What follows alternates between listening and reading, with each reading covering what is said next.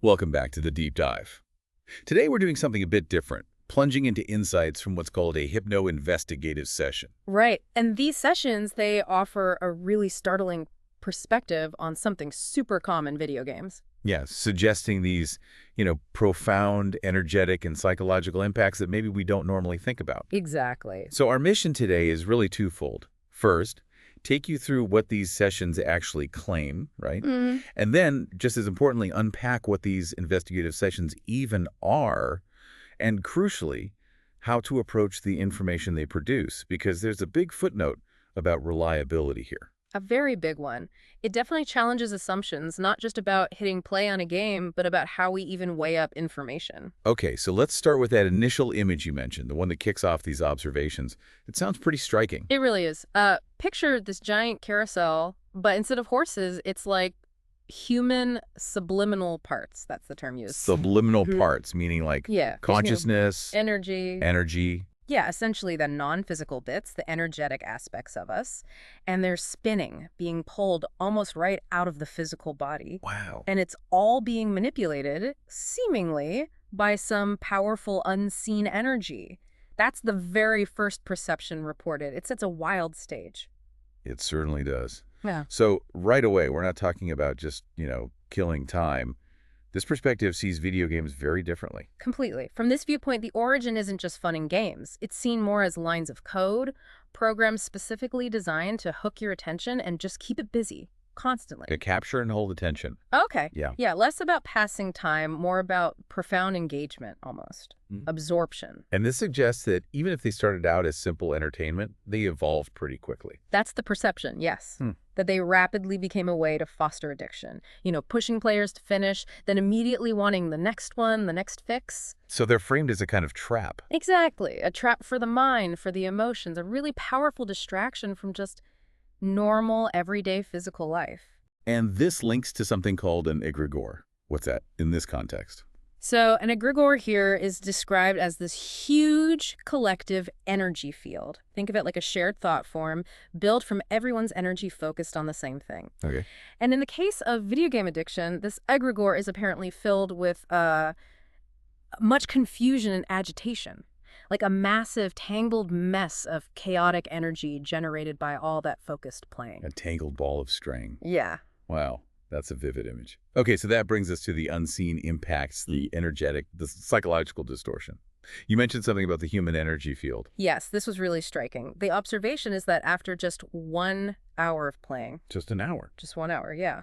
A person's energetic field, you could think of it as their aura, their vitality can diminish by 25 to 30%. It gets distorted. It's a huge chunk. Yeah. Are there factors that change that? Like, does it affect everyone the same? Good question. The observations point to variables, mainly age and how dependent someone already is. So for someone already hooked, their field is seen as already compromised. It just keeps shrinking and getting more, perturbed with each gaming session. And maybe doesn't even have time to recover before they play again. Exactly. Sometimes it can't re-equilibrate. It's just this downward spiral, energetically speaking. That paints a pretty stark picture. Yeah. And it ties into how immersive these games can be, right? Losing touch with physical reality. Precisely. Regular immersion, from this perspective, leads to this gradual disconnect. The virtual world starts feeling more real, more significant than the physical one. You can sort of see the appeal, though, can't you? The adrenaline, the suspense, this feeling of boundless energy in the game. Oh, absolutely. Compared to that, mundane reality can seem pretty dull, pretty insignificant. And then there's this thing observed in team games described as troop energy or battle troop energy. Okay, what's that? It's like the collective energy of the team members merges. Everyone's focused on the shared strategy, on winning. It's described as acting almost like a drug. Yeah, overriding conscious thought, just driving that competitive urge really intensely. And this can lead to that detachment you mentioned earlier, the subliminal part, literally pulling away. That's the alarming observation, yes. That for an avid player, this non-physical part can almost permanently diminish or detach from the physical body. It's quite a disturbing image. It really is. So the implication is that this isn't accidental. These games are designed for this kind of impact. That's the perception conveyed, yes. Strategically designed to induce addiction. It's even likened to an inverse therapy. Inverse therapy, what does that mean? Well, instead of helping you solve problems like therapy aims to do, These games are seen as actively creating or worsening them. Ah, okay. Players get caught, often without realizing it's an addiction. They just see it as an escape, you know? Right, just blowing off steam. Exactly. But the design is described as gradual, calculated to excite both the nervous system, the neurons, and the emotional system to really hook you in deep. And there are hidden elements, too. Symbols and programming. Yeah, that's another layer.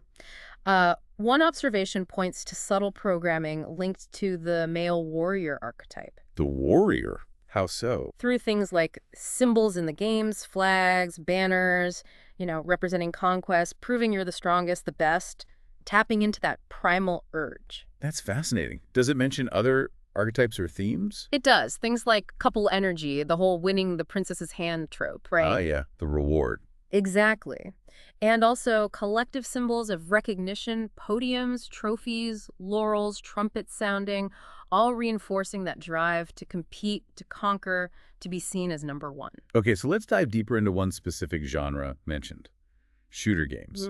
What effects are perceived there? Right. Shooters get specific attention. There's this perception of short-circuiting happening at a neuronal level, connections getting interrupted. Like literally messing with brain wiring. That's the idea presented, yeah. And more than that, they're seen as actively draining or sucking dry what's described as masculine or fighting energy. Draining energy. It's like the games captivate you on every level, physical, energetic, mental, so intensely that you feel like you're there in the game world. And your own vital energy is being sort of consumed by that virtual experience. That sounds intense. Is there a reason given why male energy is specifically mentioned as being targeted? Well, the perspective offered is that modern life maybe provides fewer outlets for traditional ancestral male expression, things like hunting, proving yourself within the tribe. Okay, so fewer real-world outlets for that kind of energy. Exactly. So games become a substitute, a surrogate way to express power and get that feeling of validation.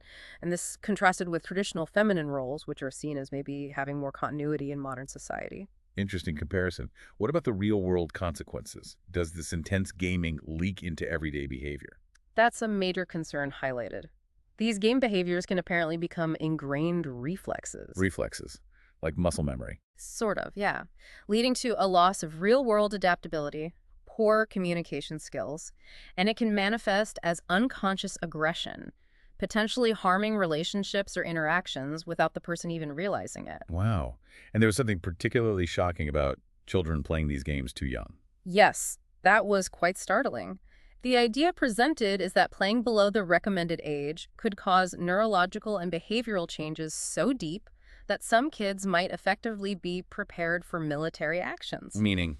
Meaning trained to act almost robotically without emotion. It's a very strong claim. Definitely. And it's not just the violent content, right? It's the screen interaction itself. Exactly.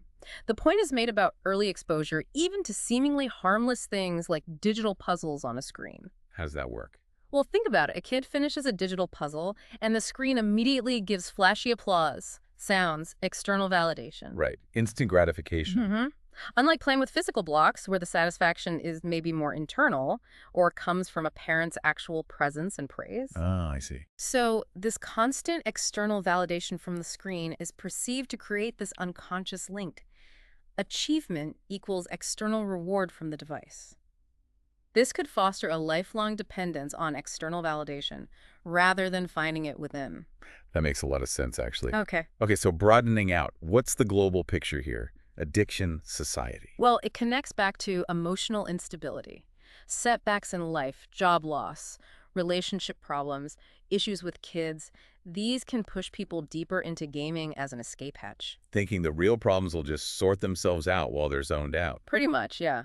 A mistaken belief that things will just resolve on their own while they're immersed in the virtual world. And that egregore you mentioned, that collective energy ball, can anything be done about it? The perception is clear on this. External intentions, like people wishing it away, don't work. So you can't just cleanse it from the outside? Apparently not. Change has to come from within each individual's consciousness. And interestingly, the influence of feminine energy is specifically mentioned as part of that potential shift.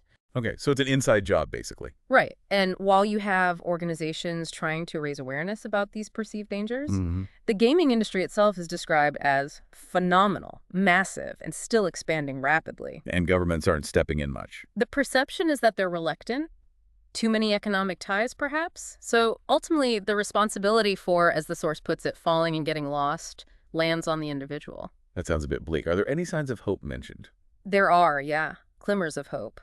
It's perceived to come mainly from increased awareness among parents, especially mothers. How so? Efforts to control kids' screen time, monitor their peer groups, and critically provide physical family presence, appreciation, and support. Instead of just criticism. Exactly. Criticism can apparently just push someone deeper into the addiction. Real presence and support are key. So it's framed as a shared responsibility, not just blaming one gender or group. Yes, very much so. Overcoming it requires a natural, conscious process involving everyone, not pointing fingers. Okay, this has been a lot. Really intense observations about video games. But now we need to talk about the source itself, these hypno-investigative sessions. This is crucial context, right? Absolutely crucial. Because the source material itself comes with a huge warning label, basically. Okay. It explicitly states that a single hypno-investigative session is not enough to get reliable information. The data is considered highly contaminated. Contaminated, what does that mean? Polluted. Exactly. A very high percentage of pollution is how it's put. Why? What causes the contamination? The explanation given is that information in this context is seen as traveling through multiple dimensions, multiple consciousnesses. Okay. And on that journey, it gets distorted, sometimes deliberately, sometimes just by the nature of the transmission. Can you give an analogy? Yeah, the source uses one like trying to communicate underwater using different languages, or trying to send a sound wave meant for air through water. The medium itself completely warps the message. Sounds, images, everything gets distorted by the journey and the interpretation at the other end. Gotcha.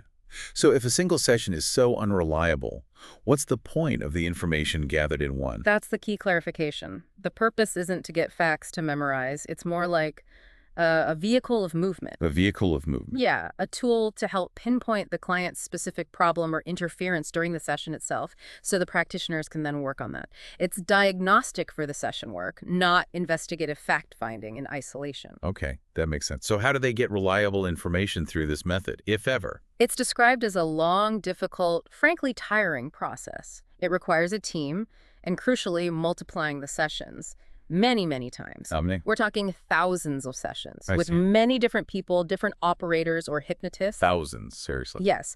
And only the tiny fraction of information, maybe just 2 or 3% that consistently shows up, that's common across all those thousands of sessions. That's what's considered potentially reliable. And the rest? The other 97, 98% is basically deemed garbage from an investigative standpoint.